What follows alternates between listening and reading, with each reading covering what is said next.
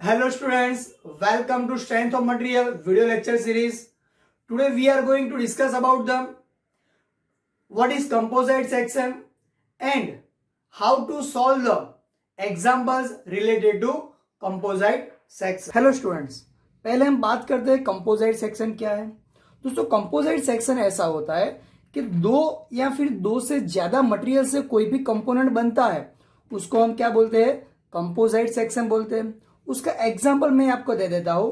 कोई ऐसा कंपोनेंट है जो स्टील और कॉपर से बना हुआ है, स्टील और ब्रास से बना हुआ है, कॉपर और एल्यूमिनियम से बना हुआ है, कंक्रीट और स्टील से बना हुआ है। दोस्तों आपने एक कंपोजिट सेक्शन तो जरूर देखा होगा कि आपके घर पे जो बीम होते हैं उस बीम में आपने देखा होगा उसके अंदर स्टील या आयरन के बार होते हैं ऐसे, ओके। हाँ, और उसके आसपास हम क्या डालते हैं, कंक्रीट डालते हैं, ओके। तो वो क्या है, is a simple example of a composite section.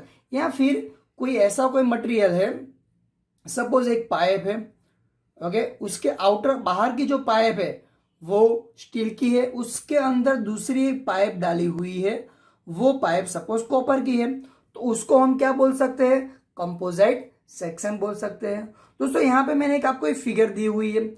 इस फिगर में आपको दिख रहा है ये जो रेड कलर का है वो एक मटेरियल है, ओके। और यहाँ पे जो ग्रीन कलर का है वो दूसरा मटेरियल है। और दो मटेरियल को कंबाइन करके हमने एक सेक्शन बनाया है, तो उसको हम क्या बोल सकते हैं, कंपोजिट सेक्शन बोल सकते हैं। तो ये कंपोजिट सेक्शन है। ये कंपोजिट सेक्शन पे टोटल लोड P अप्लाई हो रहा है। कितना टोटल लोड P अप्लाई हो रहा है। अब जो ऑपोजिट डायरेक्शन में जो रिएक्शन अप्लाई हो गए उसमें से टोटल लोड P है, उसमें से P1 जितना लोड किस पे लग रहा है, मटेरियल 1 पे लग रहा है। और P2 जितना लोड किस पे लग रहा है, ग्रीन कलर का जो मटेरियल 2 है उस पे अप्लाई हो रहा है। दोस्तों अब हमें जो भी कंपोजिट सेक्शन है उसके अंदर दो चीज याद रखनी है, ओके। पहली चीज, कोई भी कंपोजिट सेक्शन हो उसके अंदर जो इलोंगेशन होगा या फिर कॉन्ट्रैक्शन होगा वो ईच बार यानी दोनों बार में कितना होगा, सेम होगा। यानी इस पे कोई लोड अप्लाई होगा, उसकी लेंथ डिक्रीज हो रही है तो मटेरियल 1 की जितनी लेंथ डिक्रीज होगी उतनी उसकी डिक्रीज होगी, या फिर दोनों की इंक्रीज होगी तो सेम इंक्रीज होगी। तो इसका मीनिंग क्या हुआ कि दोनों मटेरियल के अंदर जो स्ट्रेन की जो वैल्यू है वो कैसी रहने वाली है, सेम रहने वाली है। तो दोस्तों मैं इसकी मैथमेटिकल फॉर्म में ऐसा लिख सकता हूं, दोनों की स्ट्रेन की वैल्यू सेम है तो मैं ऐसा लिख सकता हूं कि epsilon 1 is equal to epsilon 2। यानी आप सबको पता है एप्सिलॉन यानी क्या है, स्ट्रेन बोलते हैं हम उसको। अब एप्सिलॉन का इक्वेशन क्या है आपको पता है, मैं यहां पे बता देता हूं फिर से आपको रिवाइज करके। आपको पता है यंग मॉड्यूलस का इक्वेशन क्या था, स्ट्रेस अपॉन स्ट्रेन था। तो स्ट्रेन का इक्वेशन क्या हुआ, स्ट्रेस अपॉन यंग मॉड्यूलस हुआ दोस्तों। तो मैं इसकी जगह पे यहां पे ऐसा भी लिख सकता हूं, ये जो एप्सिलॉन है उसकी जगह पे मैं ई लिख सकता हूं। ऐसा लिख सकता हूं कि sigma 1 upon E1 is equal to sigma 2 upon E2 लिख सकता हूं।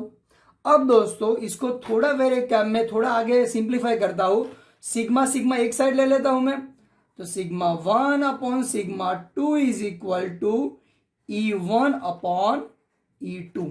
दोस्तों E1 यानी कोई एक मटेरियल का यंग मॉड्यूलस, दूसरा मटेरियल का यंग मॉड्यूलस, उसका जो रेशियो है उसको मैं क्या बोल सकता हूं, M बोल सकता हूं। क्या, M is equal to E1 upon E2।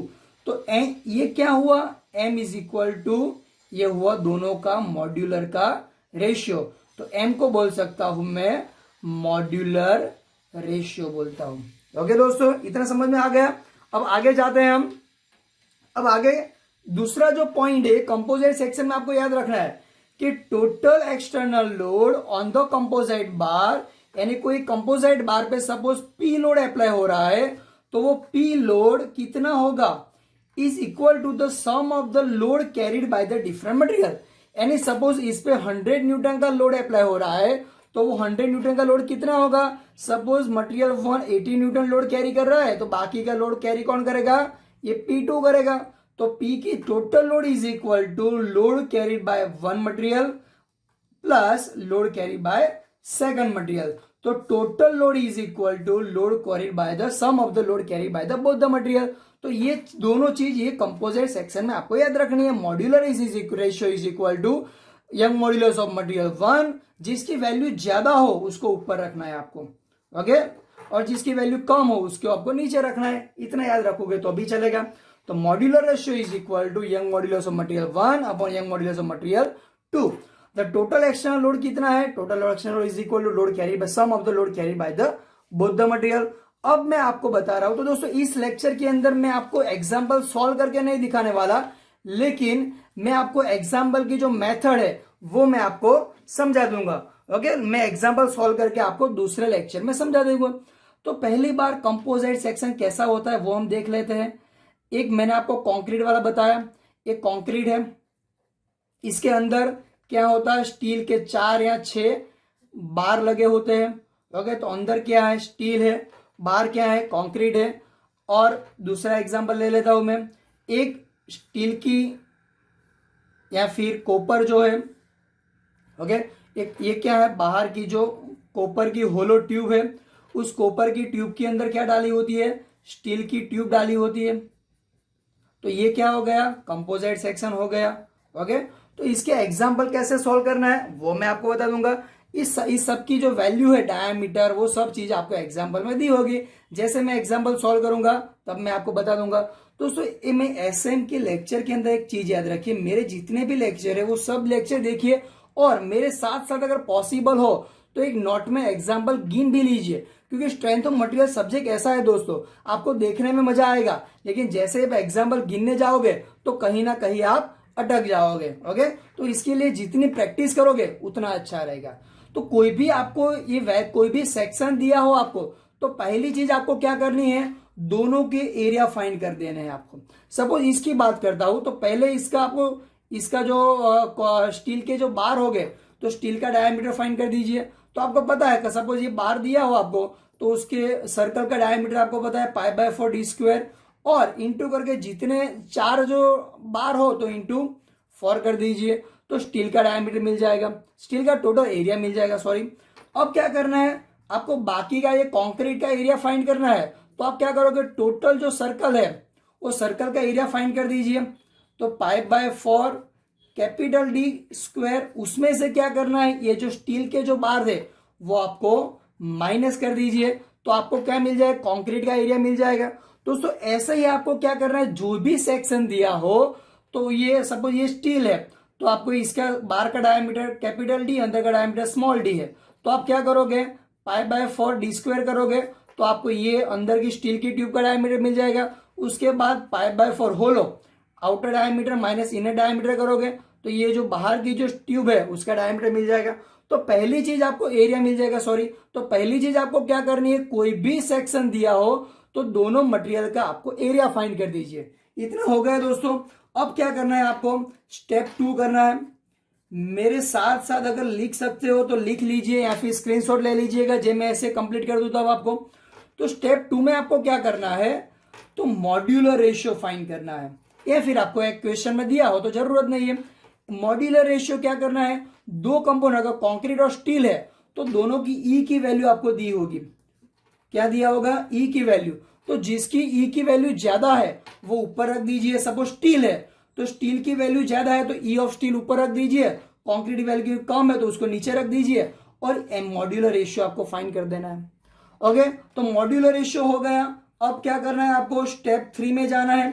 Step 3 में बहुत इंपॉर्टेंट, सपोज स्टील की वैल्यू ज्यादा थी तो यहां पे लिख दीजिए sigma S is equal to M sigma C. दोस्तों ये इक्वेशन नया नहीं है, हमने ऑलरेडी आगे यहां पे देखा है। ओके, यही इक्वेशन है, इसको मैंने मॉड्यूलर रेशियो के लिए सिग्मा 2 इस साइड चला गया। ओके, तो मैं यहाँ पे आपको याद रखने के लिए लिख रहा हूं, यहाँ पे sigma S is equal to S यानी steel is equal to M sigma C. तो अगर ये एस और सी लिखना कंपलसरी नहीं है, जो भी मटेरियल, अगर ब्रास हो तो ब्रास लिखना है, कॉपर हो तो कॉपर लिखना है, स्टील, जिस 2 मटेरियल में जिसकी वैल्यू ज्यादा है वो यहाँ पे लिख दिए, और जिसकी ई की वैल्यू कम है उसको यहाँ पे लिखना है। आपको समझ में आ गया दोस्तों आपको।